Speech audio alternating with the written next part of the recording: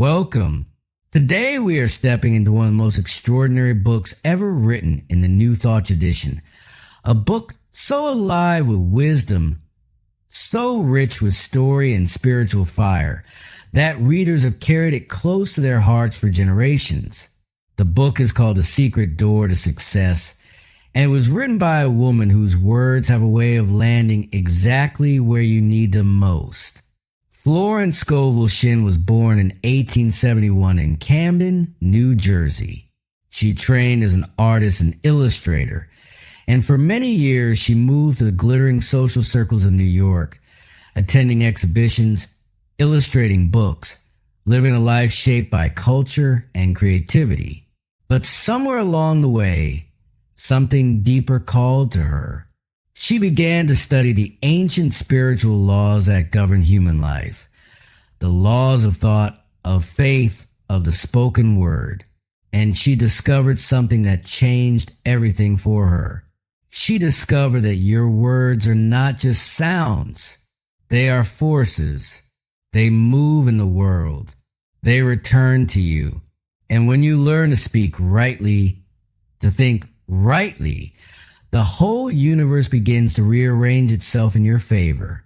Florence began teaching these ideas in New York in the early 20th century, holding classes and talks that drew people from every walk of life. The wealthy and the struggling alike, all of them hungry for something they could not quite name. She wrote her first and most beloved book, The Game of Life and How to Play It, in 1925. And then she continued writing, speaking, and sharing her gifts for the rest of her life. The Secret Door to Success was published in 1941, one of her final works. And in many ways, it is her most mature and most richly told expression of everything she believed. It draws on the stories of the Bible, not as religious dogma, but as a vast treasury of metaphysical wisdom, full of symbols and parables that speak directly to the challenges of everyday life. It draws on fairy tales. It draws on her own extraordinary encounters with students whose lives were transformed by a single affirmation, a single shift in thought. At the heart of this book is one simple, life-changing idea.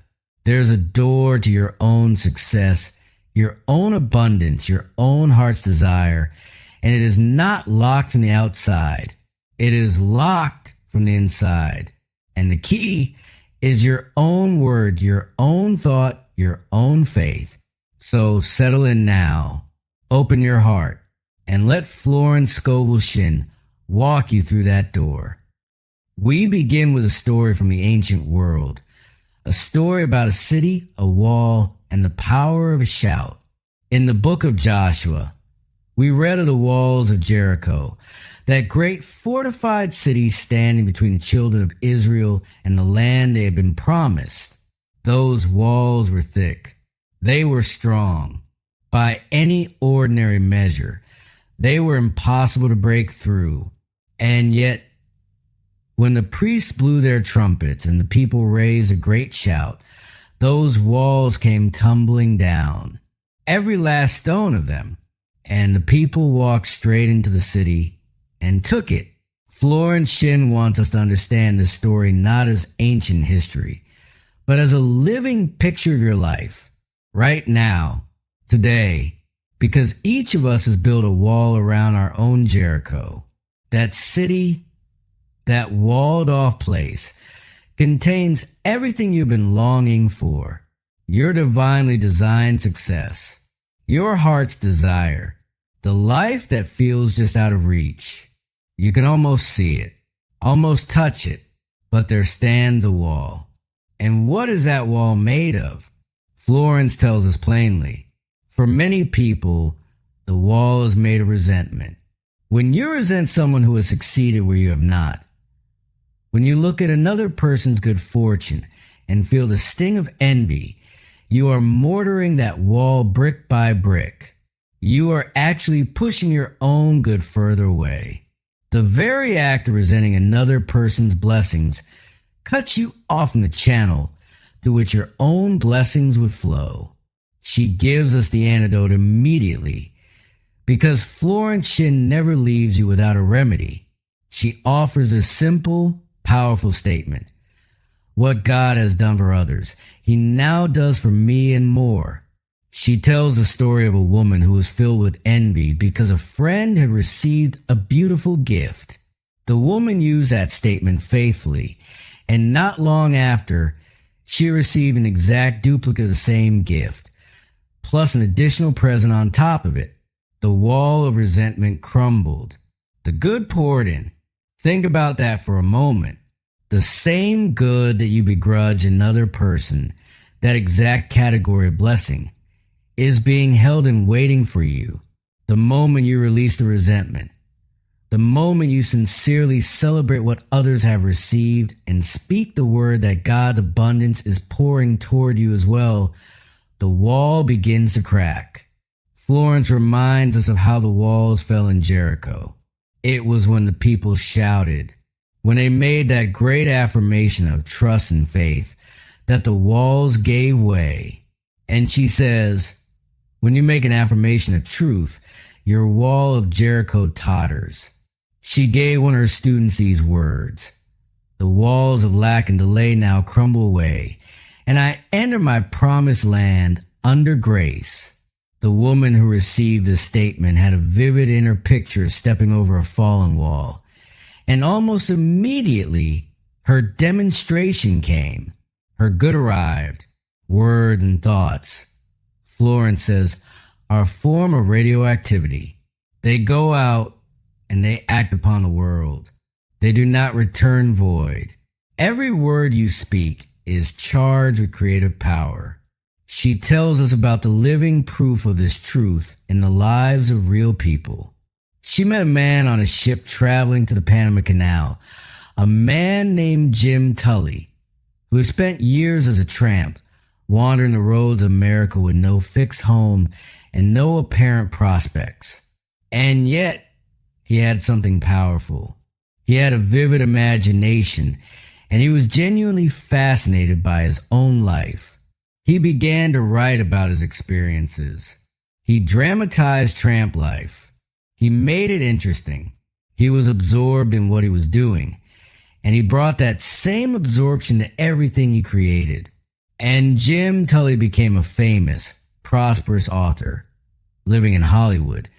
His books made into motion pictures.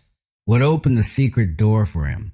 Interest, absorption, the willingness to find meaning and richness in exactly the life he was living right now, not the one he wished he had. Florence drives this point home beautifully.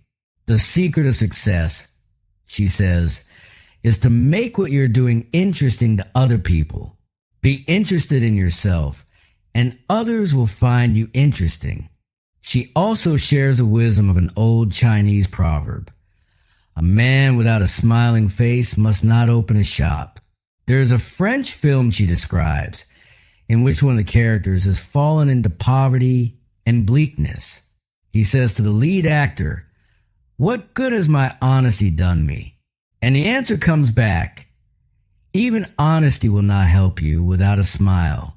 The man changes on the spot. He cheers up, and his fortunes immediately begin to rise. This is not a superficial message. Florence is not saying that positivity is a performance. She is saying that your inner orientation toward life, your willingness to be present, engaged, even delighted, is itself a creative force. It opens channels. It draws people to you. It opens the door. Living in the past closes the door. Complaining about your misfortunes closes the door. Talking too much about your struggles and fears closes the door because it scatters your forces. She tells a man she knew, a man of real intelligence and ability, and yet a complete failure. Every night, he came home and told his mother and aunt everything that had gone wrong at the office that day. Every fear, every setback, every frustration was rehearsed at the dinner table. She said to him, You scatter your forces by talking about your affairs. Silence is golden. He took her advice. He stopped talking about his business worries at home. His family was baffled, but his silence proved golden indeed. Not long after, he was offered a position at $100 a week, and within a few years, he was earning $300 a week. Florence is clear about this. Success is not a secret. It is a system. And one of the core elements of that system is courage and endurance. She shares a wonderful little story about a young boy selling programs outside a movie theater. He was working hard, but most people walked past without buying. And then, out of nowhere, he turned to Florence and said, "Say, this ain't no racket for a guy with ambition." And then he delivered a small sermon on success that stopped her in her tracks. He said, "Most people give up just before something big is coming to them. A successful man never gives up." From the mouth of a boy selling programs in front of theater, pure wisdom. Florence brought him a copy of The Game of Life and how to play it. When she returned a few weeks later, he was gone. He had expanded into a new job, a better one. His wall of Jericho had crumbled. He had simply refused to be discouraged. The Bible, she reminds us, only uses the word success twice, and both times in the book of Joshua. And what does it say? Be strong and very courageous. Meditate on the law day and night. Turn not to the right nor to the left. The road to success is a straight and narrow path. It is a road of loving absorption, of undivided attention. And here's the law at the heart of all of it. You attract the things you give the greatest thought to. If you give your sustained attention to lack, you attract lack. If you give your sustained attention to injustice, you attract more injustice. If you give your sustained attention to possibility, to faith, to the invisible supply that is always waiting for you, that is what begins to show up in your life. The inner meaning of the story of Jericho is this. Your word dissolves obstacles. Your word removes barriers. Just as Ali Baba cried, "Open sesame," and the rocks parted. Just as the walls of Jericho felt the sound of the shout, your own declaration of truth will cause the walls around your heart's desire come tumbling down. So take this statement now. Speak it with conviction. Let it ring in your mind. The walls of lack and delay now crumble away, and I enter my promised land under grace. There's a phrase from the book of Exodus that has haunted people for thousands of years, and Florence Shinn uses it as the title of her second chapter because it captures something utterly real about human experience. That phrase is this: "There shall no straw be given you, yet ye shall make bricks without straw." Imagine it. You are already a slave. You are already exhausted, making bricks in the hot Egyptian sun. And now your cruel taskmaster takes away even the straw that you need to make the bricks, and still demands the same quota, still demands you produce, still demands you deliver. Have you ever felt like that? Have you ever faced a situation where the very resources you needed were stripped away, and yet somehow you were still expected to keep going, keep producing, keep showing up? This is the story of the children of Israel under Pharaoh. And Florence says clearly, this is your story. This is the story of every human being who has ever come up against a wall that seemed impossible, a situation that seemed hopeless, a demand that exceeded everything they had available. But here's a word from God through Moses. "Go therefore now and work, for there shall no straw be given you, yet ye shall deliver the tale of bricks." In other words, working with spiritual law, you can accomplish the seemingly impossible. Florence draws on a fascinating piece of history here. She tells us that Pharaoh himself, the great oppressor, paid the ultimate price for his hardness of heart. Medical researchers examining the preserved remains of Pharaoh the oppression found something remarkable. The large vessels springing from his heart showed severe calcification, a condition that makes the walls of blood vessels rigid and inelastic. Hardness of heart, in a literal physical sense. His cruelty, his resentment, his tyrannical nature had worked itself into the very tissues of his body. And she says, this is as true today as it was thousands of years ago. What we hold in our hearts, we eventually hold in our bodies. Resentment, fear, cruelty, oppression. These are not just moral failings. They are physical ones. They produce acid thoughts that produce acid in the blood. Your doubts and fears, she tells us, keep you in slavery. They are your personal Pharaoh. They say, it can't be done. What's the use? You don't have what you need. The situation is impossible. But the reasoning mind, the intellect, has met its match because we can drown out these dreary suggestions with a vital affirmation. She gives us this one, and it is extraordinary in its simplicity. The unexpected happens. My seemingly impossible good now comes to pass. The beauty of that statement is exactly what she points out. It is an idea the intellect cannot cope with. The unexpected happens. There is no argument against it. The door is left open for the miraculous. She tells the story of a woman who needed money for rent. Urgently, immediately, she had exhausted every channel she could think of. She knew of no one who could help her. But she was a student of truth, and she kept making her affirmations. Her dog wanted to go for a walk, and she followed him, and he pulled her in a different direction than usual, down a block she would not normally have taken. She looked down. On the ground in front of her was a roll of bills, the exact amount she needed for her rent. She searched for advertisements. She never found the owner. The supply had come through a channel she could never have imagined. This is the nature of divine supply. It does not always come through the channels you expect. In fact, it almost never does. God makes a way where there is no way. Now Florence turns to the deeper metaphysical teaching of this chapter. The children of Israel, she says, represent you. Egypt represents a land of darkness, of bondage, the place where you are enslaved to your own negative thinking. The hard taskmasters in your life are not outside you. They are the thoughts of pride, fear, resentment, and ill will that have taken up residence in your own mind. Pharaoh is your own intellect sitting on the throne of your consciousness, saying, it can't be done. What's the use?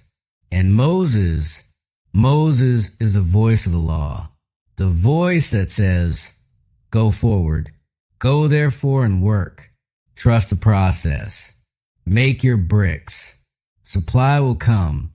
She introduces the image of the logging camps and the log jam in the great rivers of the logging country.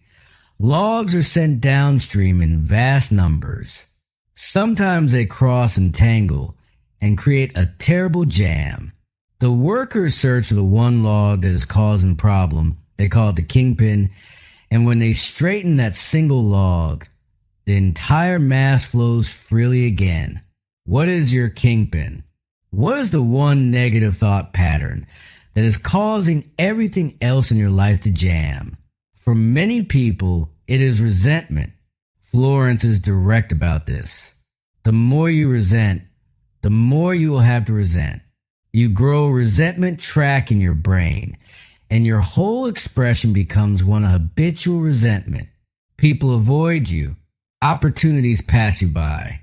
The golden moments of each day slip away unnoticed. She tells a wonderful story from the streets of New York during hard times, when men were selling apples on the sidewalks to survive. She passed one man on Park Avenue who had the most disagreeable expression she had ever seen. He muttered apples at every passerby, and no one stopped. Florence invested in an apple and told him plainly, "You will never sell apples unless you change your expression." He told her his grievance. Some other man had taken his corner. She said, "Never mind about the corner.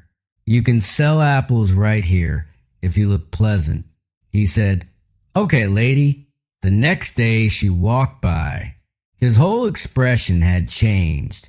He was doing a brisk business, selling apples with a smile.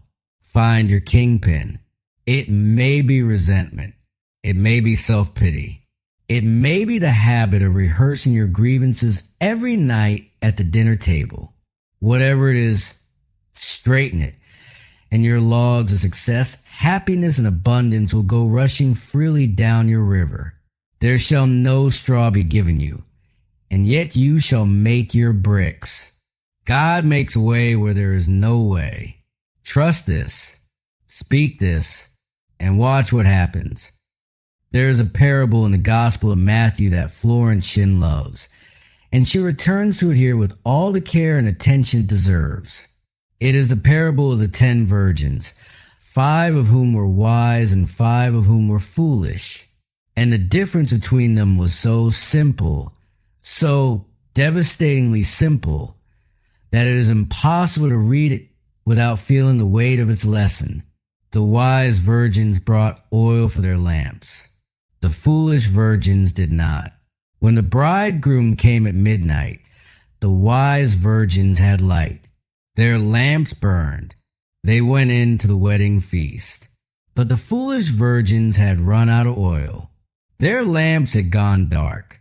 They rushed out to buy more. And when they came back, the door was shut. The bridegroom said, "I know you not." Florence unpacks this parable with extraordinary care. The lamp, she says, symbolizes your consciousness. The oil is what brings light, what brings understanding. And the deeper meaning of the parable is this. True prayer means preparation. True faith is not passive. True faith acts. True faith prepares for the good it is asking for. Jesus Christ said, "Whatsoever ye shall ask in prayer, believing, ye shall receive." Florence paraphrases it like this. When ye pray, act as if you have already received. This is active faith. This is taking oil for your lamp. There is what she calls armchair faith or rocking chair faith. You sit in the silence in meditation and you feel a great surge of trust.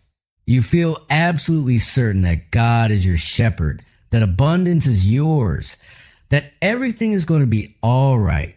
And then you leave the armchair and step into the arena of life. And it is only what you do in the arena that counts. She tells the story of one of her students who passionately desired to travel abroad. He had very little money, but he did something remarkable. He bought a trunk.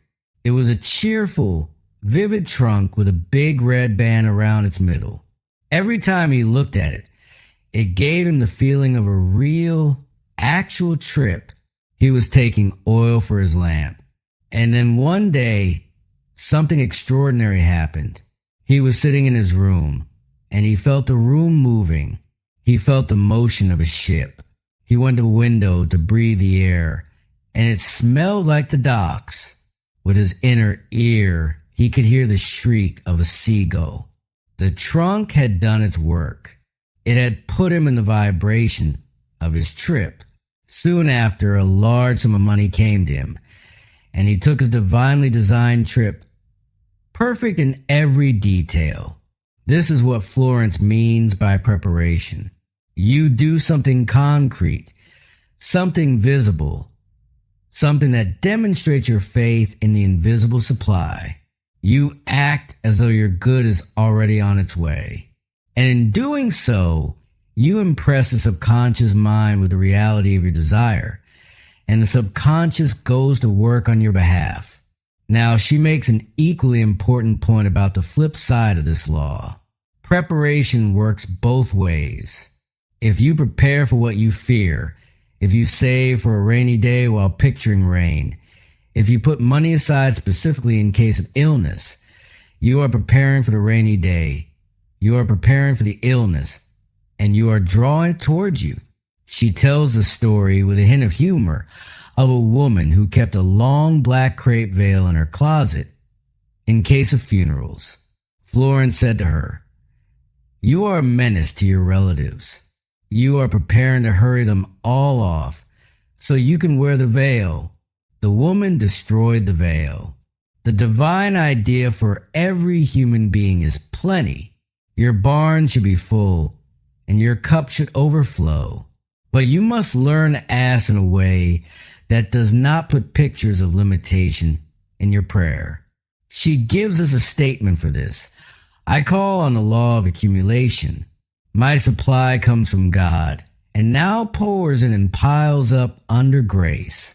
Notice the picture that creates. Not a picture of hoarding, of saving, of scrimping. A picture of piling up, of pouring in, of accumulation in the best and most abundant sense. She tells another beautiful story. A woman who had very little money was afraid to pay her bills. She was terrified to watch her bank account shrink. Then a thought struck her with great conviction. I have the magic purse of the Spirit. It can never be depleted. As money goes out, immediately money comes in. It is always crammed, jammed with abundance, under grace, in perfect ways. She paid her bills fearlessly, and several large checks arrived that she had not expected. This is a law of circulation. Money, like water, must flow. When you dam it up out of fear, when you hoard it and cling to it and refuse to let it move, you stop the flow. But when you let it go with confidence in your invisible supply, when you give, spend, circulate with faith, it comes back to you multiplied.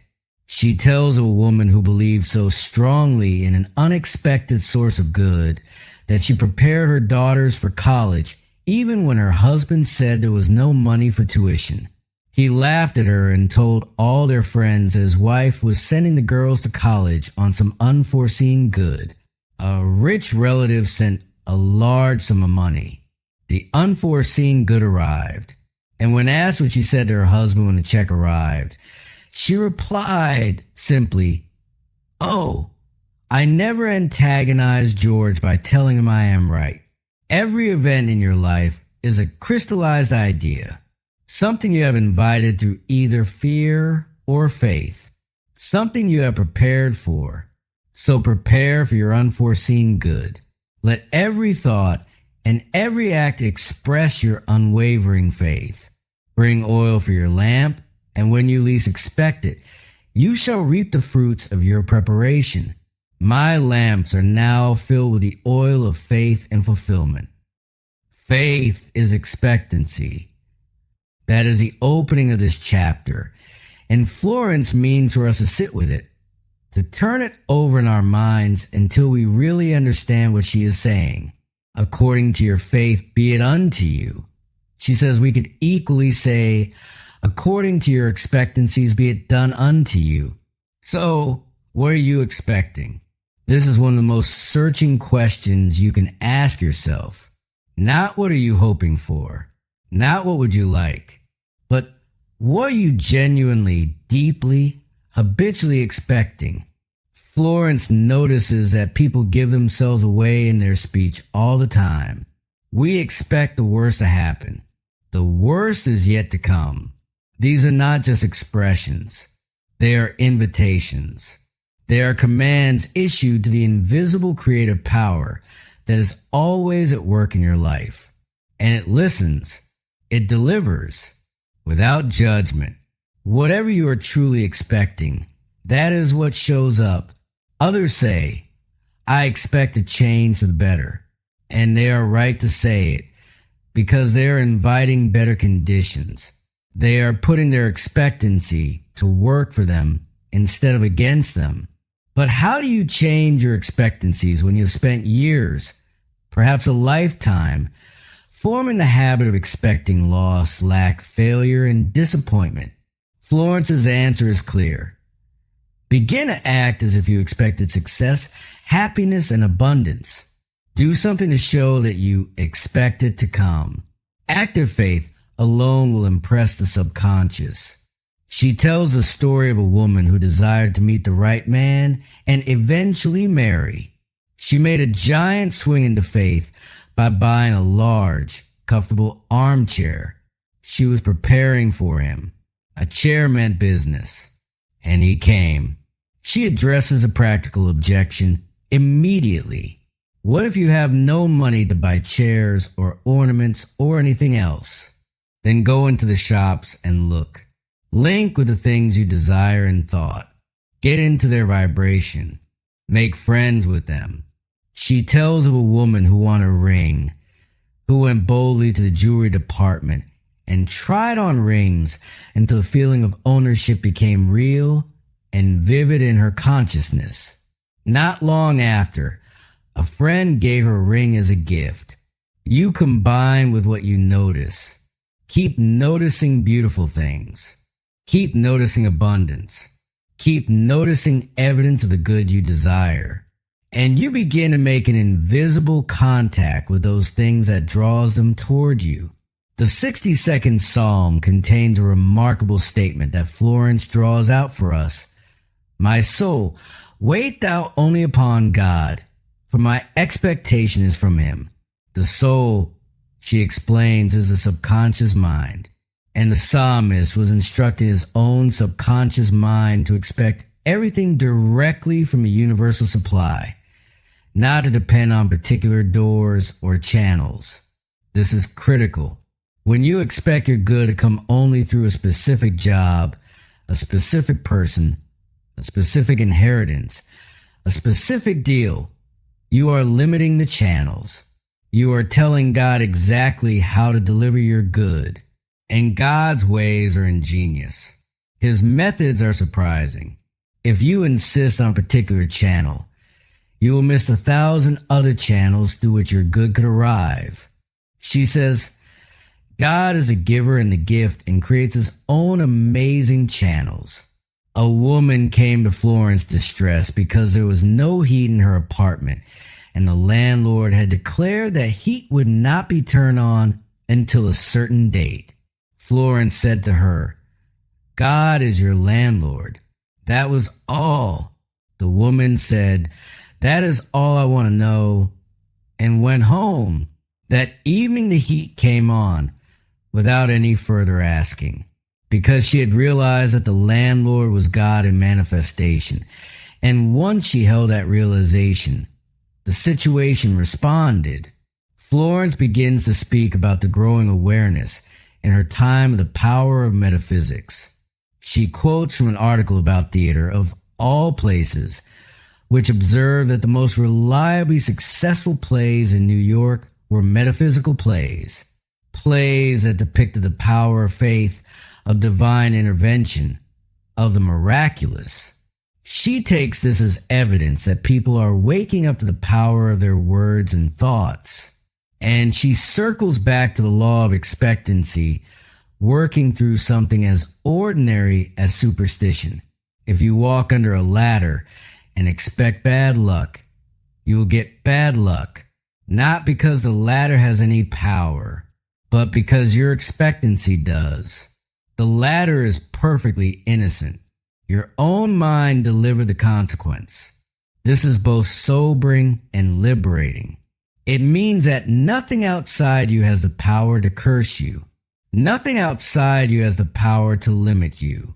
The creative power lies entirely within, in the quality of what you expect.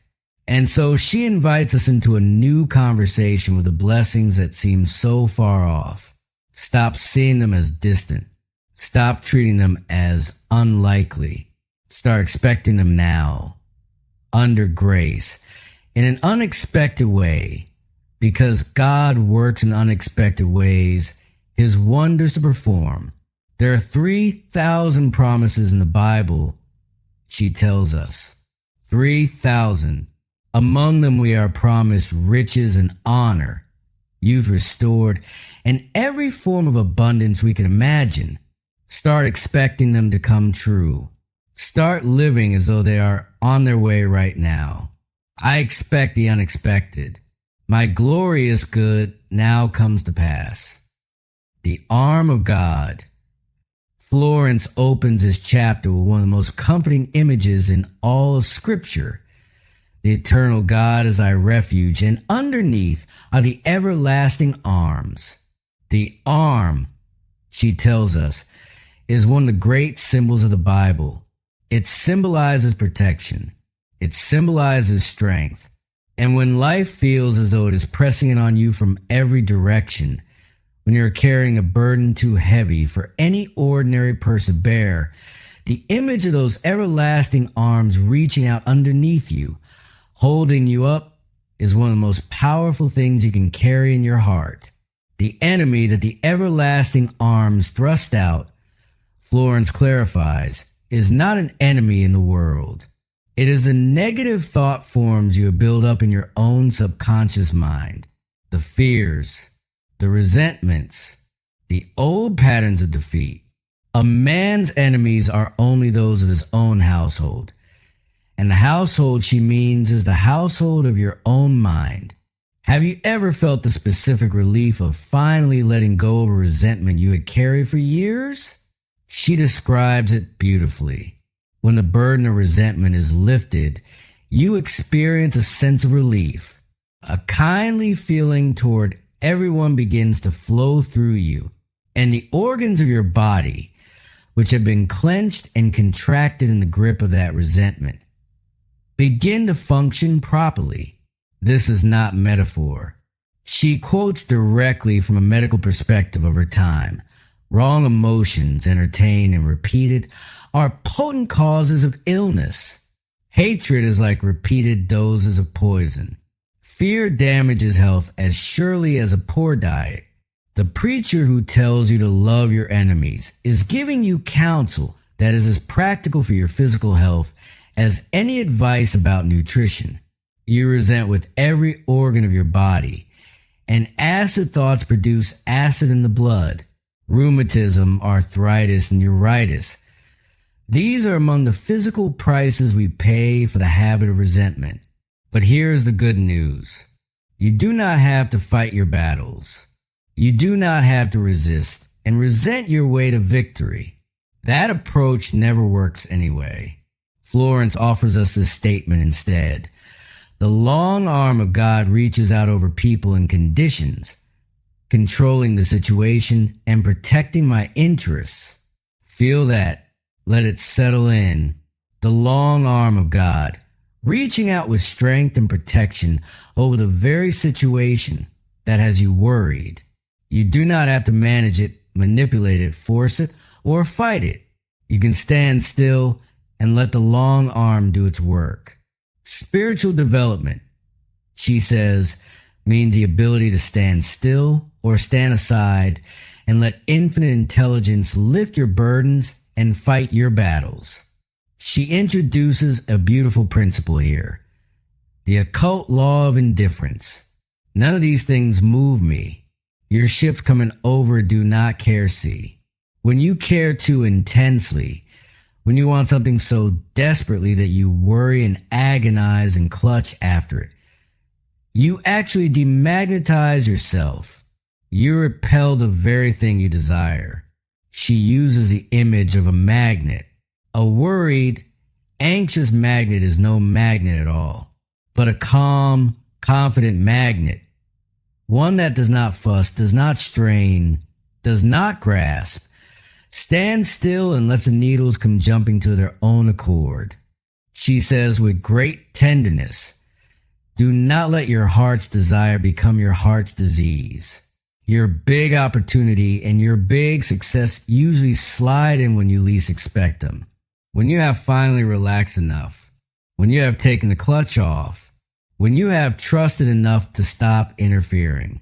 She tells a story that perfectly illustrates the law of indifference and the unexpected ways in which divine intelligence delivers what is needed.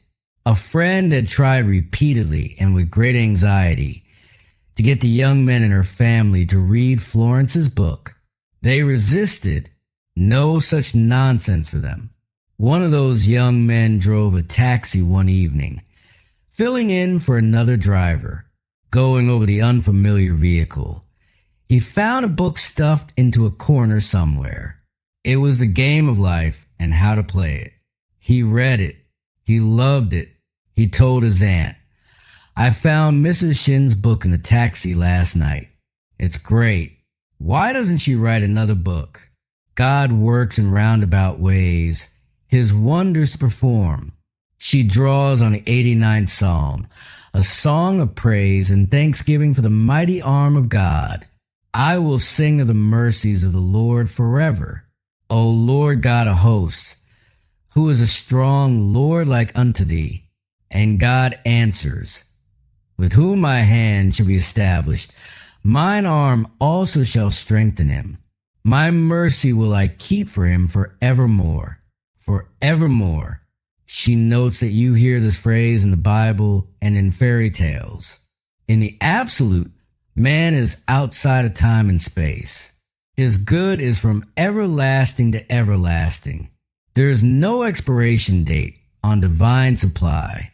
She tells of a woman in one of her meetings who had put $1 in the collection when Florence blessed the offering and said that each gift would return 1,000-fold. The woman seized on that with absolute conviction. She said to herself, "That dollar is blessed and returns $1,000. And $1,000 came to her shortly after in a completely unexpected way. Why? Florence asks, do some people demonstrate this truth so much more quickly than others? It is because they have the ears that hear. The seed falls on good ground in them. The word clicks. Take the statement that clicks for you, the one that gives you the feeling of reality, the feeling of knowing, and that statement will bear fruit. She ends this chapter with the affirmation that rang true for a man who had been out of work for a year. Now is the appointed time. Today is the day of my amazing good fortune. Let those words ring in your own ears now. Now is the appointed time. Today is the day of my amazing good fortune. Every day there's a fork in the road. Florence opens this chapter with a clarity that is almost startling. Every single day, you stand at a place where you must choose. Shall I do this or that? Shall I go or shall I stay? Shall I trust or shall I fear? Shall I follow what my head tells me or what my heart knows? And not everyone handles this well. Some people are paralyzed by the choice and let other people decide for them, then regret it. Others weigh and measure and calculate and reason, and then wonder why their careful reasoning led them astray. But there's another category of people, and these are the ones Florence holds up for our attention, the people who follow the magic path of intuition, and find themselves in their promised land in the twinkling of an eye. Intuition, she says, is a spiritual faculty high above the reasoning mind. And on the path of intuition is all that you desire or require. She has said before that prayer is telephoning to God, and intuition is God telephoning to you. And so the question becomes, are you listening when that inner knowing whispers? Are you paying attention? The problem for most people is that this faculty has been allowed to lie dormant. We have been trained, schooled, and conditioned to trust the reasoning mind above all else, to calculate, to analyze, to weigh pros and cons, and all of that has its place. But Florence insists that the reasoning mind, when followed exclusively, will always take you to the wrong fork in the road, because the reasoning mind is limited to what it can see, what it already knows, what seems probable, and divine guidance operates on an entirely different scale. She quotes Claude Bragdon, "To live intuitively is to live fourth dimensionally." The book of Joshua gives Florence a beautiful symbol here. After the death of Moses, God says to Joshua, "Now therefore arise, go over Jordan, thou and all this people, unto the land which I do give to them. Every place that the sole of your foot shall tread upon, to you have I given it." The feet, she explains, are the symbol of understanding. What you genuinely understand stands under you in consciousness, and what is rooted there can never be taken from you. And then comes the exhortation that runs like a spine through this entire book. Be strong and very courageous. Turn not to the right nor to the left. Stick to the path that Spirit has revealed. She tells of a great man in the financial world who attributed his entire success to following intuition.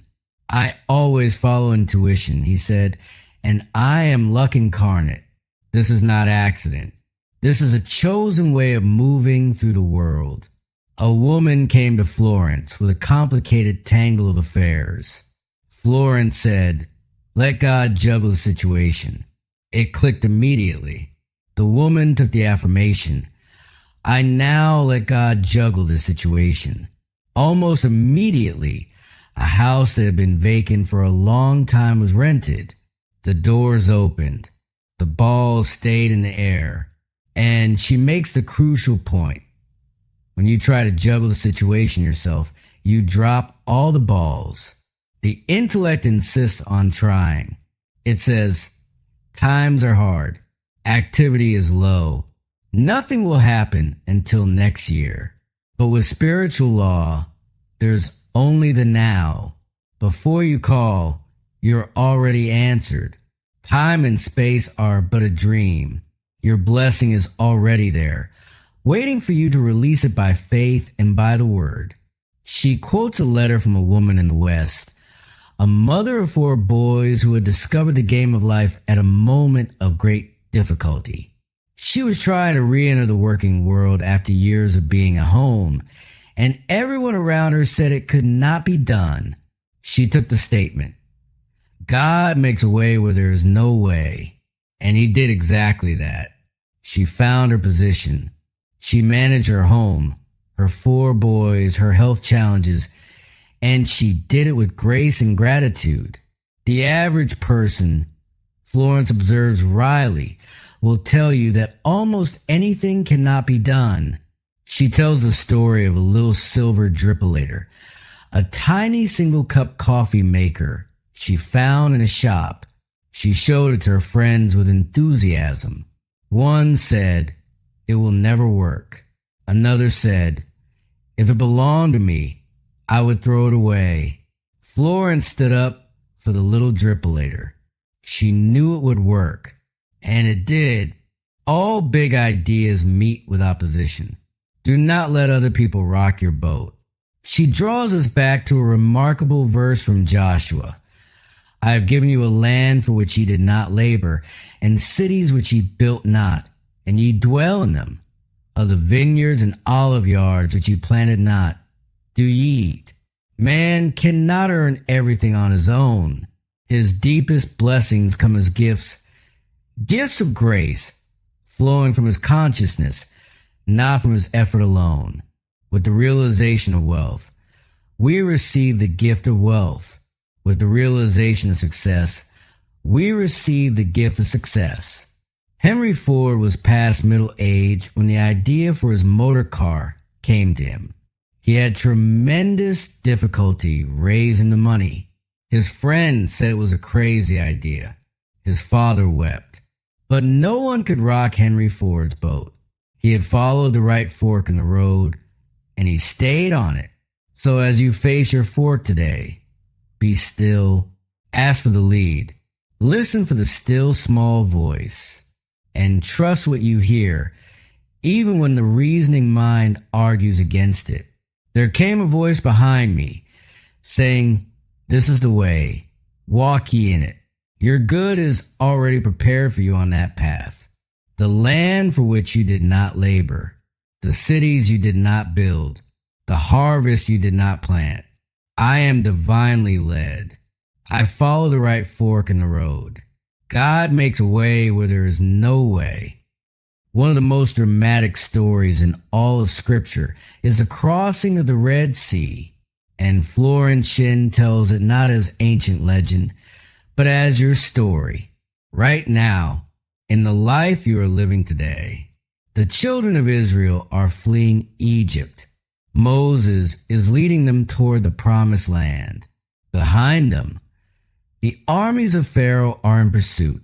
Ahead of them, the Red Sea, vast, uncrossable, impossible, and the people do what most of us do when we are caught between something terrifying behind us and something impossible in front of us. They murmur, they complain, they say, was it not better back in Egypt? At least in Egypt we knew what we were dealing with. At least in slavery we had food. This wilderness will kill us. Moses says, fear not, stand still, see the salvation of the Lord. The Lord shall fight for you, and ye shall hold your peace. And then God says to Moses, wherefore criest thou unto me? Speak unto the children of Israel that they go forward. Go forward, lift up thy rod, stretch out thy hand. The sea will divide. You will walk through on dry ground. And it happened exactly as promised. Florence asks us to remember, this could happen for you this very day. Think of your problem. Think of what stands between you and your promised land. Think of the sea of limitation, the sea of lack, the sea of fear that seems impassable. And hear the voice. Go forward. The children of Israel, she observes, had been enslaved so long they had lost their initiative, living under Pharaoh, under the hard taskmasters of their own doubts and fears. They have forgotten who they were. They have forgotten that they were divinely guided people with a divine destination. Have you lost your initiative? Have the doubts and fears that have surrounded you for so long made you forget your own divine destination? Moses stands on your pathway. Intuition stands on your pathway. A book, a word, a teacher, a friend, something always appears to say, go forward. The strong east wind, Florence says, is a strong affirmation. It is a word spoken in faith that causes the sea to part. She gives us this one for financial challenges. My supply comes from God, and big happy financial surprises now come to me, under grace, in perfect ways. Notice the element of mystery in it. Big happy financial surprises. We are told that God works in mysterious ways, his wonders to perform, surprising ways. Leave room for surprise. Leave room for the method you did not expect. And then walk up to your Red Sea. Do something that demonstrates your fearlessness. Take a step that shows you believe the waters are going to part. She tells the story of one of her students who was invited to visit friends at a fashionable summer resort. She had no appropriate clothes. Nothing fit her well. She had no evening wear, no slippers, nothing she needed, and no money to buy them. Florence asked, "What is your hunch?" The woman said, "I feel very fearless. I have the hunch to go anyway." So she squeezed herself into something that would do for traveling and went. When she arrived, her hostess greeted her warmly but with a certain hesitation, and then said, "I hope this won't hurt you, but I never wear these evening clothes and slippers, and I put them in your room. Please make use of them." Everything fitted perfectly. She walked up to her Red Sea and crossed on dry ground. Then Florence tells us about a pianist, one of her students, who had been deeply wronged. A manager had taken her money. Her concert tour had collapsed. She had been left stranded and nearly destitute in a cold room with hands too frozen to practice properly. She hated the man who had done this to her, and the hate was making her ill. Florence said, "You must stop hating that man. When you are able to forgive him, your success will come back to you. You are taking your initiation in forgiveness." The woman tried. She came faithfully to Florence's meetings. The legal case dragged on for years. Then, eventually, she was called to court. By that time, she had genuinely forgiven the man. She greeted him cordially when she saw him. He was amazed. The case was settled that very day. The money was restored in full with monthly payments. And her relative, moved by what had happened, said all the money was to go to her. She wept with joy, not resentment, not triumph. Joy, goodwill toward the man caused the waters to part. She crossed over on dry ground. Dry land, Florence says, symbolizes something substantial under your feet. Understanding, solid ground. The feeling of having found your footing at last. Moses was called the meekest of men, but his meekness was not weakness. It was a meekness of absolute trust in divine command. He was so yielded to the voice of God that he became one of the strongest men in history. He said, "Go forward to a multitude of frightened people, pointing them toward a sea, with perfect faith that the waters would divide." And they did. Say it to yourself now. Whatever your Red Sea is, say it. The waters of my Red Sea part, and I pass over on dry land. I now go forward into my promised land. We must all have a watchman at the gate of our thoughts. This is one of Florence Shinn's most memorable and most important ideas, and she draws it from a line in the book of Jeremiah. "I set watchmen over you, saying, hearken to the sound of the trumpet." The watchman at the gate is the superconscious mind. It is a divine intelligence within you that can observe your thoughts, that can choose which ones to let in and which ones to turn away. And your success, your happiness, the entire quality of your life depends upon this watchman. Because thoughts, sooner or later, crystallize on external. What you think becomes what you experience. The problem is that we have lived in the race thought, the collective thought of humanity, with all its fears and superstitions and limitations, for thousands of years. And so our thoughts rush through our minds like stampeding cattle. Frightened, chaotic, go in all directions at once.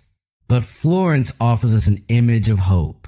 She describes watching a newsreel of a shepherd dog controlling a flock of sheep. He had rounded up nearly all of them, but 3 still resisted. They stomped and bat and lifted their front feet in protest. The dog did not bark. He did not threaten. He simply sat down in front of them and looked at them with calm, steady determination. And in a little while, those 3 sheep tossed their heads and walked into the pen. We can control our thoughts the same way, not by force, not by frantic effort, but by gentle, steady determination, by taking an affirmation and repeating it calmly and consistently, even when the thoughts are running wild. Because we may not always be able to control our thoughts, but we can control our words, and repetition impresses the subconscious, and we become master of the situation. The Wizard of Oz, she says, gives us a perfect picture of what happens when people run away from their problems. Dorothy is unhappy in Kansas. A girl with a mean neighbor, an inattentive aunt and uncle, a dog in danger. She wants to escape to somewhere wonderful and wondrous, high above the skies. And then the cyclone comes, and she is transported to Oz. But in Oz, she meets the same experiences. The mean woman from her village has become a terrible witch, still trying to take her dog. All of Dorothy's same fears and troubles have followed her to this new magical land. Because you cannot run away from your thought forms. You carry them with you wherever you go. The Good Witch at the end of the story asks Dorothy, "What have you learned from your experiences?" And Dorothy says, "I have learned that my heart's desire is in my own home, in my own front yard." There it is. The treasure was always there. The promised land was always right where you are. The problem was never the place. The problem was the thought form. And the moment the thought form is dissolved, the moment the cruel stepmother is swept away, the home becomes paradise. Be undisturbed by a situation, Florence says, and it will fall away of its own weight. There is an occult law of indifference. None of these things move me. When you can no longer be disturbed, all disturbance will disappear from the external. She gives us an image of the imagination as the scissors of the mind, constantly cutting out the events that come into your life. Most people are cutting out fear pictures, seeing things that are not divinely planned. But with the single eye, with the eye that sees only the truth, that sees through evil to the good within it, that transmutes injustice into justice, you become a giant. Every thought becomes a constructive thought. Every word becomes a word of power. If therefore thine eye be single, thy whole body is full of light. With the single eye, she says, your body will be transformed into what she calls the body electric, the spiritual body made in God's image and likeness, pure substance, expressing perfection. The watchman at the gate neither slumbers nor sleeps, but we must choose to be conscious of it.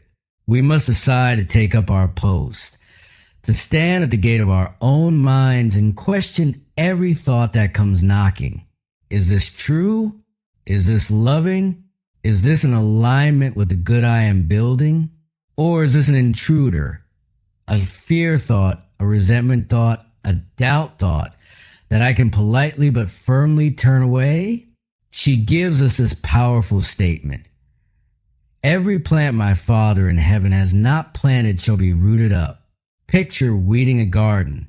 The negative thoughts are like weeds. When you refuse to water them with your attention, when you invoke the occult law of indifference and simply stop being interested in them, they dry up. They have no soil to grow in. Divine ideas crowd your consciousness in their place. The Chinese have a proverb Florence loves. The philosopher leaves the cut of his coat to the tailor. Leave the plan of your life to the divine designer, and you will find all conditions permanently and beautifully perfect. The ground I am on is holy ground. I now expand rapidly into the divine plan of my life, where all conditions are permanently perfect. Before we continue, if this narration is reaching you, if Florence Shinn's words are landing somewhere true and useful in your life, then this channel is exactly where you belong. We bring you the full audiobooks of the most powerful classic texts in personal transformation, new thought, and spiritual wisdom. Subscribe now and make sure you never miss a recording. And if you are enjoying this particular journey through the secret door to success, please leave a comment and let us know. Your words mean more than you know. Now let's go on. The way of abundance is a one-way street. Florence opens this chapter with absolute directness. There are no two ways about it. You are either heading toward lack or heading toward abundance. The man with a rich consciousness and the man with a poor consciousness are not walking on the same mental street. They are not in the same world, even when they live side by side. There is a lavish supply, divinely planned for each individual. The rich man is tapping it. because rich thoughts produce rich surroundings. And the moment you change your thoughts, in the twinkling of an eye, all your conditions begin to change. She tells the story of a woman who had always lived in limitation. She was perpetually making her old clothes do instead of buying new ones. She watched every cent with anxious attention. She repeatedly told her husband not to spend so much. And she said over and over, "I don't want anything I can't afford." She couldn't afford much, so she didn't have much. And then everything cracked open. Her husband left her, exhausted by years of nagging and scarcity thinking. She was in despair. And in the middle of that despair, she picked up a book on metaphysics. And she read about the power of thought and words. She looked at her life and she saw clearly, perhaps for the first time, that she had invited every single one of her difficulties through her own thinking. She laughed. Florence says she laughed heartily at her own mistakes, and then she decided to profit from them. She used what money she had fearlessly, as a demonstration of her faith in invisible supply. She stopped voicing lack and limitation. She kept herself looking and feeling prosperous. Her old friends barely recognized her. She had swung into the way of abundance. More money came to her than she had ever had before. Doors opened that she had not known existed.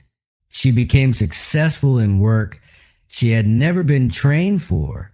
She had changed the quality of her words and thoughts. She had taken God into her confidence. And the demonstrations came often at the 11th hour. But they came. Florence makes a point here about how we search for things. Someone called her and said, "I am looking desperately for a position."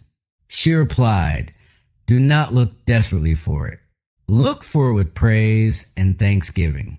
Praise and thanksgiving open the gates, because expectancy always wins. She also makes a point about the law of abundance and morality. The law is impersonal. A person with rich thoughts but dishonest intentions can attract riches. But Florence quotes Shakespeare, "A thing ill-got is ever bad success. It will not last. It will not bring happiness. The way of the transgressor is always hard." And reading any newspaper will confirm this.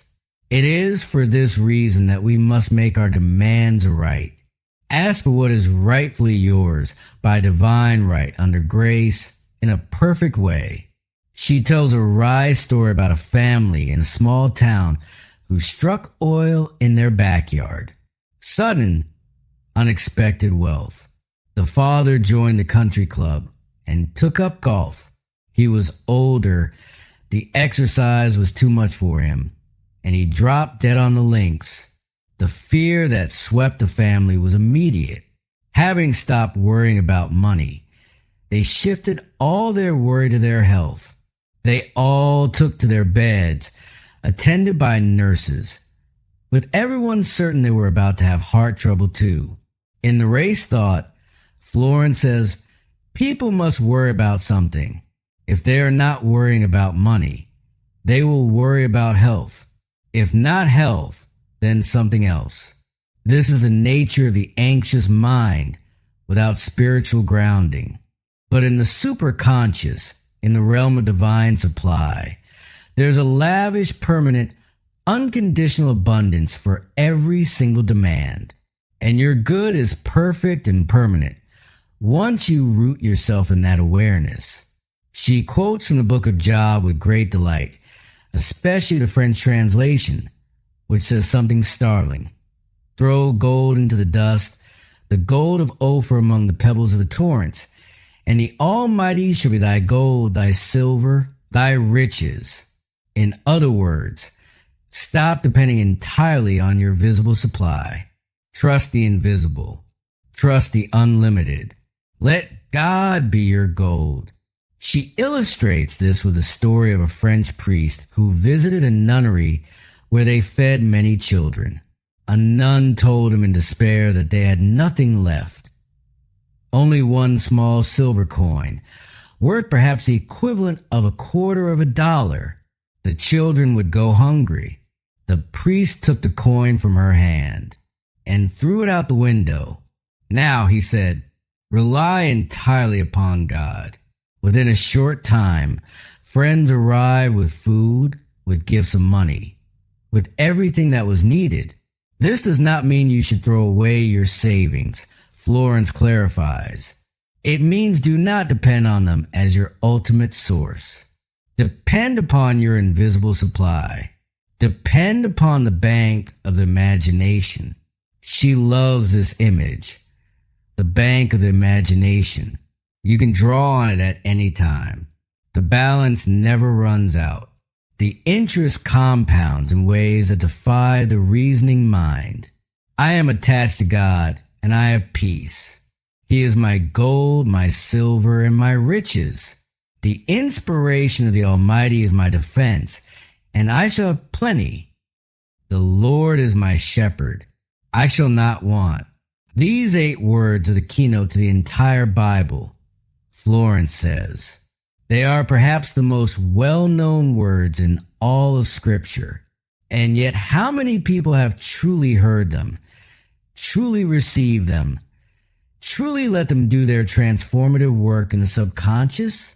To have the genuine lived conviction that the Lord is your shepherd, that infinite intelligence is actively, moment by moment, supplying every need, is to be free of want forever, not because your desires all vanish, but because your supply becomes inexhaustible. What you need arrives. What you require appears. On your pathway, before you even ask. Florence tells of a woman who suddenly had this realization. Truly had it, not just as a thought, but as a felt experience.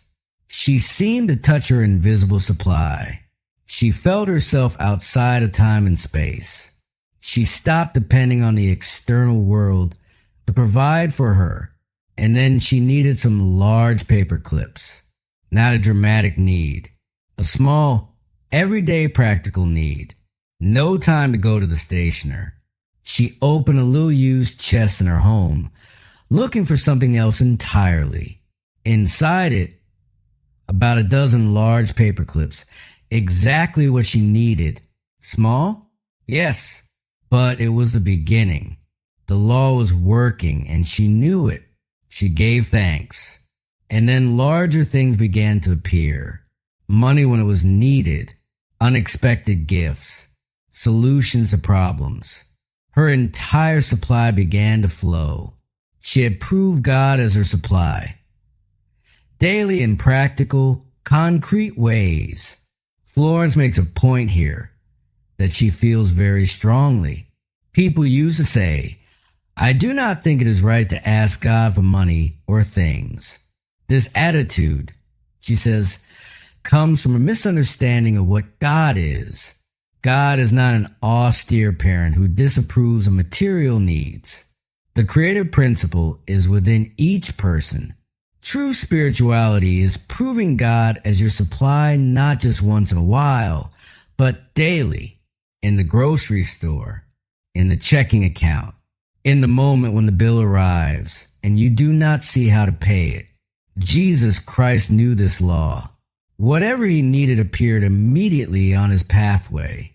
The loaves and fishes, the coin from the fish's mouth for the temple tax, the wine at Cana. He never seemed worried about the practicalities of supply. He was simply in alignment with the creative principle that provides. Florence says, this is not for a chosen few. Whosoever calleth on the name of the Lord shall be delivered. The Lord is your shepherd and my shepherd and everybody's shepherd. Man only lacks when he loses his contact with this creative principle. When the reasoning mind takes over. When person will insist on managing and controlling everything. The trust is broken. The circuit is short. But the supply is always there, waiting for the reconnection. She tells of a woman who came to a practitioner and said with a certain quiet despair, "I am only a poor little woman with no one but God back of me." The practitioner said gently, "You need not worry if you have God back of you, for all that the kingdom affords is yours." This is the truth. All that the kingdom affords. Not some of it. Not the portion you have earned or can justify or can explain. All of it, a very successful businessman Florence knew said. The trouble with most people is that they get to relying on certain conditions. They haven't enough imagination to go forward, to open new channels. Nearly every great success is built on what looked like a failure. She tells of Edgar Bergen, who lost his part in a Broadway production because the producers said they wanted no more ventriloquists and dummies. A door closed, but Noel Coward introduced him to the Rudy Valley Radio Hour, and Bergen and Charlie McCarthy became famous overnight. The closed door was not the end. It was the redirection. She shares a sobering story of a man who had been so poor and discouraged that he ended his life. A few days later, a letter arrived notifying him of a large inherited fortune. Someone in her meeting said quietly, "That means that when you want to be dead, your demonstration is 3 days off. Do not be fooled by the darkness before the dawn." She tells of going with a friend to Prospect Park in Brooklyn at 4 a.m. in the summer to watch the sunrise. The park was pitch dark. The police eyed them curiously, but they walked through to the rose garden and waited. A faint pink streak appeared in the east, and then a tremendous uproar erupted from the zoo nearby. Lions and tigers roaring, hyenas laughing, shrieks and howls. Every animal in the zoo greeting the dawn with its entire voice. As it grew lighter, their shadows fell in front of them instead of behind. The dawn of a new day. This, she says, is the dawn that comes to each of us after some darkness. Your dawn of success, happiness, and abundance is sure to come. It is timed in divine mind with amazing accuracy. He restoreth my soul. Your soul, your subconscious mind, is being restored right now with right ideas. As you affirm truth, as you speak words of faith and abundance, you are restoring the soul, replacing the old programs of fear and failure with the deep conviction of supply. The 23rd Psalm promises a table prepared for you, even in the presence of your enemies, even in the midst of the very situation that looks most like lack. Even when the enemy thoughts of doubt and fear are gathered around you, a way out is already prepared. The Lord is my shepherd. I shall never want. I look with wonder at that which is before me. These words, Florence says, were given to her at a specific moment of regret. She had missed an opportunity, had not been alert enough, had not grasped her good when it came. And the next morning she rose and took this statement as her morning affirmation. By noon, the phone rang. The opportunity had returned. This time she grasped it. She did indeed look with wonder, for she had never expected a second chance. The words wonder and wonderful appear throughout the Bible. In the dictionary, wonder is defined as a cause for surprise, astonishment, a miracle, a marvel. Ouspensky, the Russian philosopher and mystic, wrote about what he called a fourth-dimensional world, the world of the wondrous, a realm, he calculated mathematically, where all conditions are perfect. Jesus Christ called it the kingdom. And Florence says, "Seek ye first the world of the wondrous, and all things shall be added unto you." But here is the key. It can only be reached through a state of consciousness. And the state of consciousness required is the one Jesus Christ pointed us toward. We must become as little children Children live in a state of wonder. The future for a child holds promises of mysterious good. Anything can happen overnight. The world Robert Louis Stevenson described in his poems for children, so full of a number of things, is the natural home of the child's heart. Florence remembers her own childhood and how quickly she was trained out of wonder. Eat the speckled apples first. Do not expect too much, then you will not be disappointed. You cannot have everything in this life. Childhood is your happiest time. What a way to begin. By the age of 6, she had a sense of responsibility so heavy that instead of looking with wonder at what was before her, she looked with fear and suspicion. She has an early photograph from that time. She says, in which she is grasping a flower but wearing the most careworn and hopeless expression imaginable. She had left the world of the wondrous behind. She was living in the world of realities, as her elders described it, and it was far from wondrous.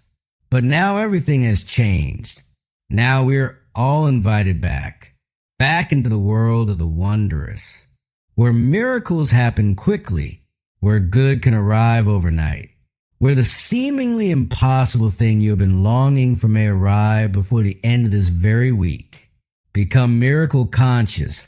Florence says, prepare for miracles. Expect miracles. When you are in that state of expectancy, you are actively inviting miracles into your life. She tells the story of a student who had come upon very hard times. She had once had beautiful possessions and plenty of money. Now she had almost nothing. Only an ermine wrap that no deal would give her much for. She needed $1,000, and she needed it immediately. Florence spoke the word that it would be sold to the right person for the right price, or that the supply would come in some other way. The woman was on the street, making her affirmations. A stormy day. She had a very strong hunch to take a taxi cab. It felt like the right thing to do, even though it cost money she could scarcely spare. She followed the hunch. As she got out of the taxi at her destination, a woman was standing there waiting to get in. An old friend. A very kind, very wealthy friend. Her Rolls Royce was out of commission that afternoon. The only reason she was waiting for a taxi. They recognized each other with joy. They talked. The student mentioned the ermine wrap, and her friend said, "Why, I will give you $1,000 for it." And that afternoon she had the check. God's ways are ingenious. His methods are sure. The timing, Florence observes, was to the second, a moment later, and the two women would never have met. Everything in divine mind is timed with amazing accuracy. Man's part is to be wide awake to his leads and hunches, for on the magic path of intuition is all that he desires or requires. She draws on the 77th Psalm, which he loves for its honesty. It begins in despair. The psalmist cries out, "Will the Lord cast me off forever? Will he be favorable no more? Has God forgotten to be gracious? Has he in anger shut up his tender mercies?" This is the real voice of a human being in the dark. And then something turns. The psalmist says, "This is my infirmity. But I will remember the years of the right hand of the Most High. I will remember the wonders of old.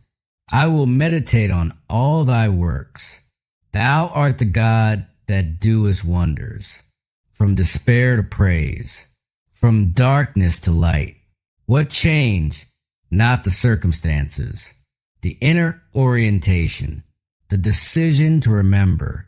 To recall that God has worked before and will work again. What God has done before, he now does for me and more. All loss, Florence says, comes from vain imaginings. Fear of loss crept in. You began to carry burdens and fight battles instead of trusting. But in the twinkling of an eye, all can be restored. What God has given cannot be diminished. Do not live in the past. Do not iron dog your life. Her friend's delightful term for the habit of revisiting old memories and finding them disappointing and worn.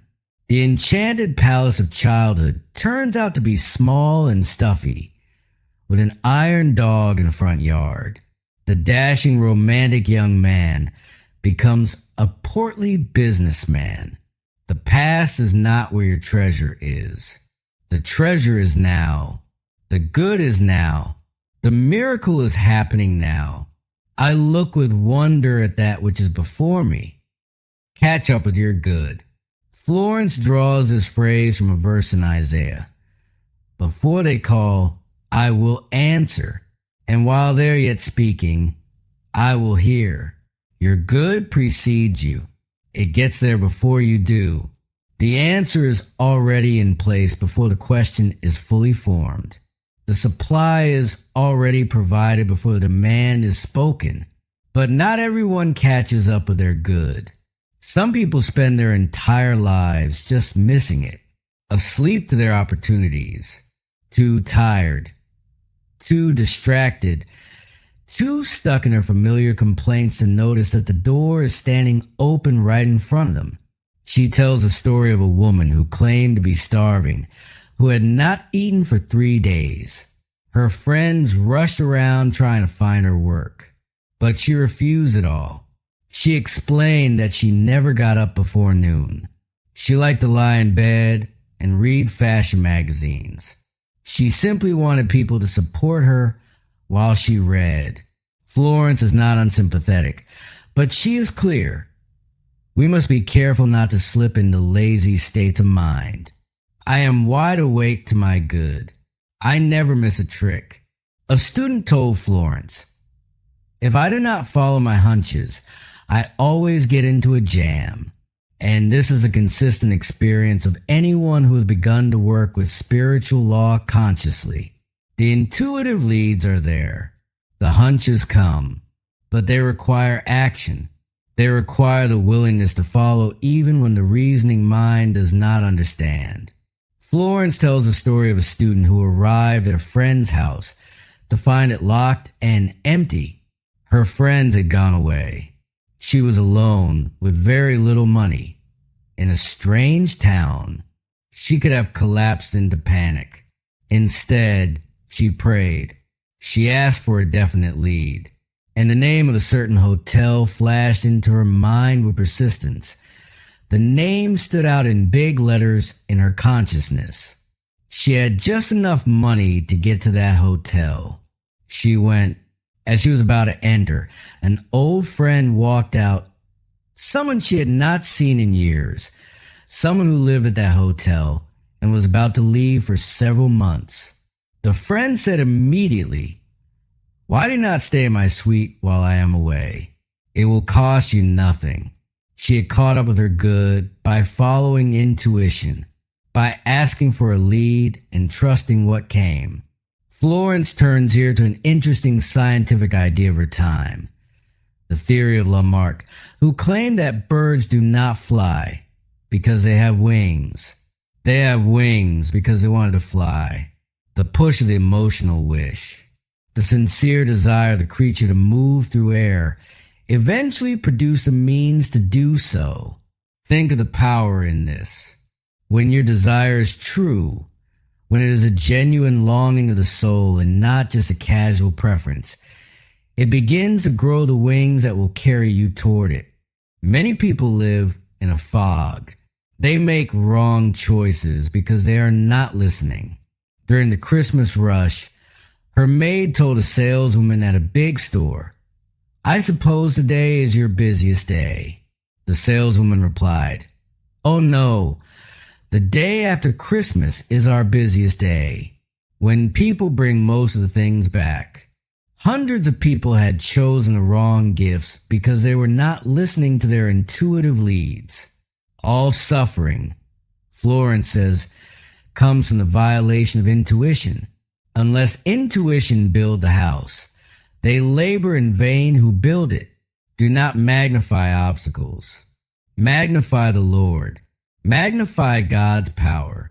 The average person gives their entire sustained attention to every obstacle and hindrance in their path. And what you give your undivided attention to grows. Obstacles get bigger. Hindrances multiply. Give God your undivided attention instead. Keep saying, in the face of the obstacle, God's ways are ingenious. His methods are sure. The long arm of God reaches out over people and conditions, controlling the situation and protecting my interests. She gives us a beautiful thought from Proverbs. Hope deferred mocketh the heart grows sick, but when the desire cometh, it is a tree of life. When you are sincerely desiring, without anxiety, without grasping, but with genuine patient expectancy, you are catching up with the thing desired. It begins to crystallize on the external. The telephone was seeking Alexander Graham Bell. The great inventions of history were not created by human beings who worked in isolation. They were catching up with ideas that already existed in divine mind, waiting to be received by someone whose consciousness was tuned to that particular frequency. Just as two people sometimes make the same discovery at the same time because they have tuned into the same idea, your divine plan already exists. The picture of the oak is already in the acorn. The perfect design of your life is already held in the superconscious mind, and your work is to align with it, to catch up with it, to stop running away from it in directions the reasoning mind has chosen. Awake thou that sleepeth. Catch up with your good. I now catch up with my good. For before I called, I was answered. Behold, I will do a new thing. These words from the 43rd chapter of Isaiah are among the most breathtaking promises in all of Scripture. Now it shall spring forth. Shall ye not know it? I will even make a way in the wilderness and rivers in the desert. Rivers in the desert. In a place where there is no water, no life, no possibility of green growing things. Suddenly rivers. Suddenly flow. Suddenly abundance where there was only dryness. This is what the living God promises. Not minor adjustments. Not modest improvements. A new thing. Something that has never been before. A way in the wilderness. Rivers in the desert. Florence opens this chapter by reminding us of the fundamental truth behind all her teaching. No matter how impossible the situation seems, infinite intelligence knows the way out. Working with God's power, man becomes unconditioned and absolute. He is no longer limited to what seems probable or humanly achievable. He is connected to something unlimited. Make your contact with infinite intelligence. The God within and all appearance of evil evaporates. Because evil, she explains, comes from man's vain imaginings. It is not a real power opposing a real God. It is a shadow cast by fear and doubt in a consciousness that has lost its connection to the source. How do you make this contact? By your word, by your affirmation, by calling on the name of the Lord. Because whosoever calleth on the name of the Lord shall be delivered. And notice the word call. You are calling when you make an affirmation of truth. You are dialing the number, and the answer comes. She looks at the ways people are enslaved by ideas of lack, of love, of money, of companionship, of health, by ideas of interference, of incompletion, of things left unfinished and desires left unfulfilled. These are the chains of what she calls the Adamic dream. The dream that began when Adam ate of the tree of illusion and saw two powers, good and evil. The Christ mission, she says, was to wake people up to the truth of one power. God, only God. If you lack any good thing, you are still asleep to your good. And the question is, how do you wake up? One way is through the law of agreement. Jesus Christ said, "When two of you agree, it shall be done." It is almost impossible to see clearly for yourself. That is where a healer, a practitioner, a faithful friend comes in. Most successful men, Florence observes, have said they succeeded because their wives believed in them. She quotes Walter Chrysler's tribute to his wife Della. "Nothing has given me more satisfaction in life than the way my wife had faith in me from the very first. Through all those years," he wrote of her, "it seemed to me I could not make anyone understand that I was ambitious, except Della. I could tell her, and she would nod. It seems to me I even dare to tell her that I intended someday to be a master mechanic. One believing companion can change a life. Talk about your affairs as little as possible, and then only to those who will give you encouragement and inspiration. The world is full of wet blankets. People who will tell you it cannot be done, that you are aiming too high. Protect your vision. Guard the seed of your desire while it is still tender and forming. Do not expose it to the cold winds of other people's limitations. The Bible speaks of states of consciousness when it speaks of wilderness and desert. You are in a wilderness when you are out of harmony, when you are angry, when you are resentful, when you cannot make up your mind. Indecision, Florence says, is a cause of much ill health. Being unable to make up your mind depletes your vitality.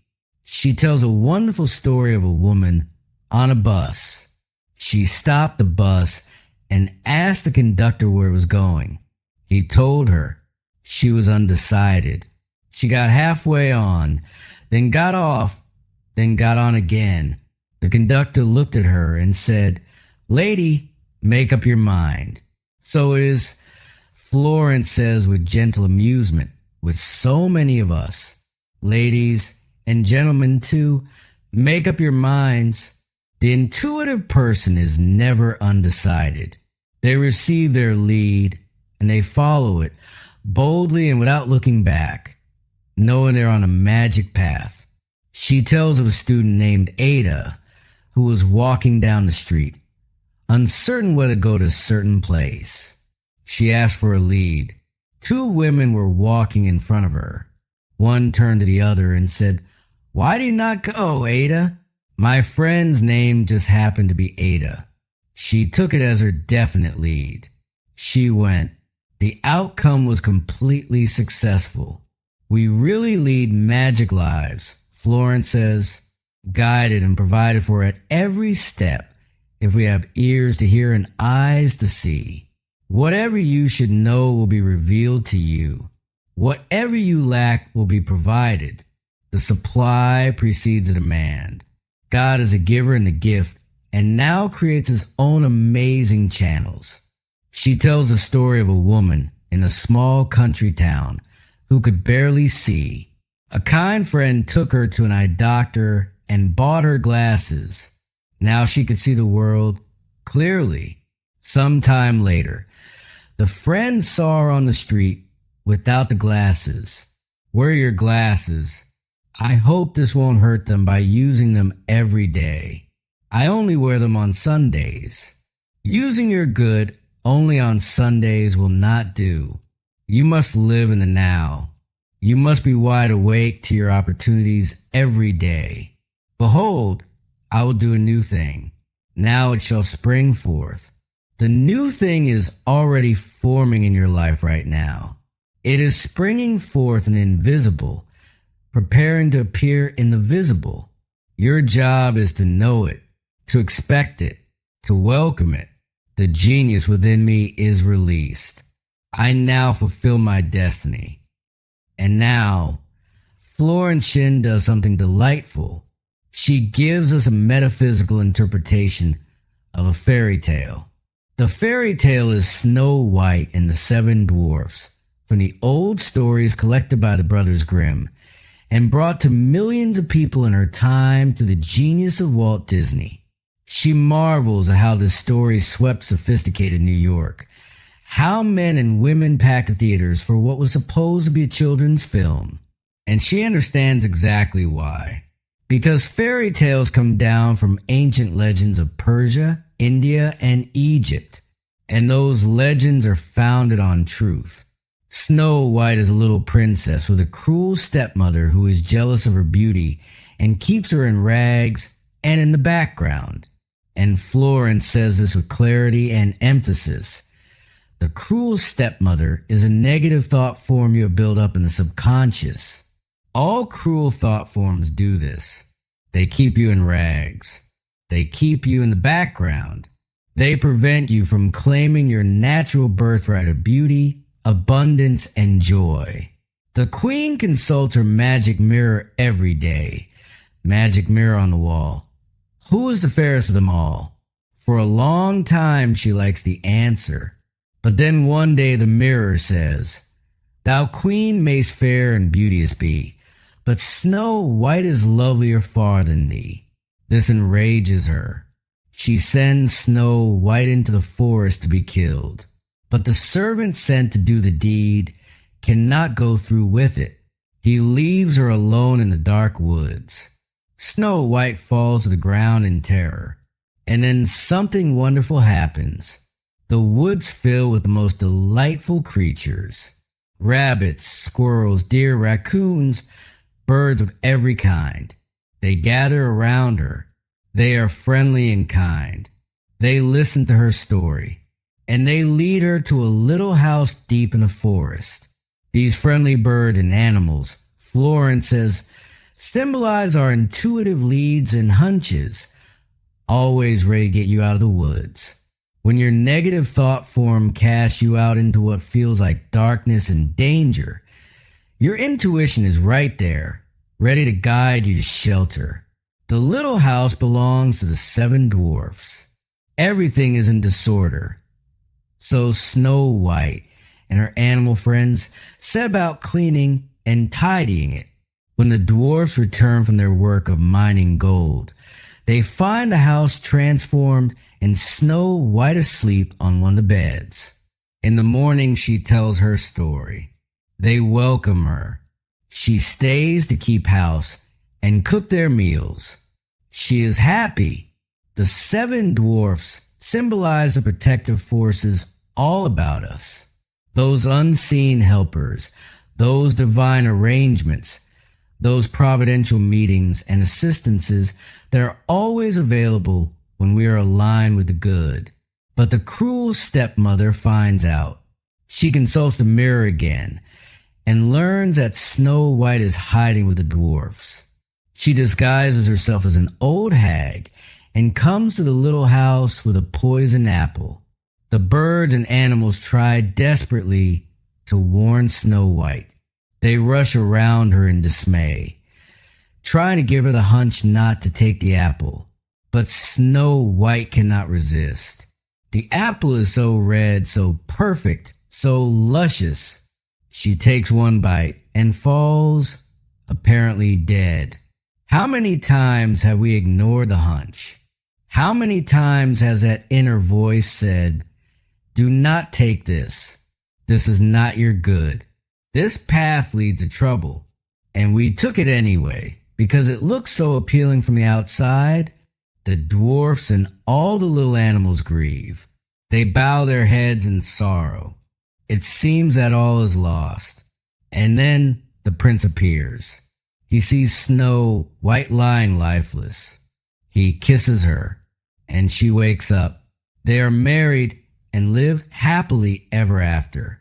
The cruel stepmother is swept away by a terrible storm. The old thought form is dissolved and dissipated forever. The prince, Florence says, symbolizes the divine plan of your life. When it wakes you up, when you finally come into alignment with what you were truly meant to be and do and have, you live happily ever after. The negative thought form that has kept you in rags and in the background loses all its power. The storm sweeps it away. It is gone. Find out what form of tyranny your cruel stepmother is taking in your subconscious. Listen to the things you say habitually. My good always comes too late. I always miss my opportunities. Things never work out for me. Reverse every one of those statements. Replace them with, I am wide awake to my good. I never miss a trick. Drown out the dreary suggestions of the cruel stepmother. Eternal vigilance is the price of freedom from these negative thought forms. And then listen to your birds and your animals, your intuitive leads and hunches. They're always there in the forest. They are always ready to guide you to the house in the clearing, to the protective forces, to the divine plan. Nothing can hinder, nothing can delay the manifestation of the divine plan of my life.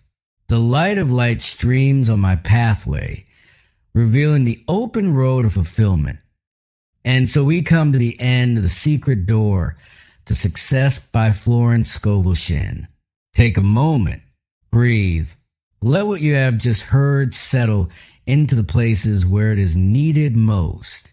Florence Scovel Shinn spent her life delivering one great message in 1,000 different forms.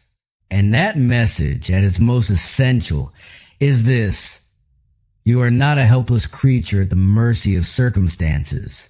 You are a creator. You are made of the same substance as the creative principle of the universe. And every word you speak, every thought you entertain with sustained attention, every picture you carry in your imagination is an act of creation. It is drawing something toward you or pushing it away. It is building the wall or tumbling it down. The secret door to success is not locked from the outside. It has never been locked from the outside. It is only ever locked from within by walls of resentment, doubt, fear, habit, and the dreary repetition of old limitations, by the cruel stepmothers of the subconscious, by Pharaoh sitting on the throne of your own mind and saying, it can't be done, but you have heard the voice now. You have heard Florence say, go forward, speak the word, take oil for your lamp, follow the right fork in the road, let God juggle the situation. Look with wonder at what is before you. Catch up with your good. Make rivers in your desert. She showed us the walls of Jericho, tumbling at the sound to shout. She showed us the Red Sea, parting at the command of a man who simply believed. She showed us the wise virgins with their lamps lit, ready for the bridegroom's arrival. She showed us Snow White waking up to the divine plan.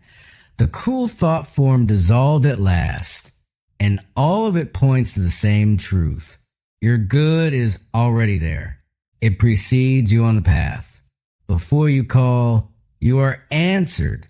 The land for which you did not labor, the cities you did not build, the harvest you did not plant, all of it prepared for you, waiting for you to release it through faith and through the word. You may feel, as you go back to your life after this recording, that what Florence is teaching is simple. And it is simple, but simple is not the same as easy. The work of maintaining the watchman at the gate, of keeping your thoughts clean, your words powerful, your expectancy high, your resentments dissolve, your intuition heated.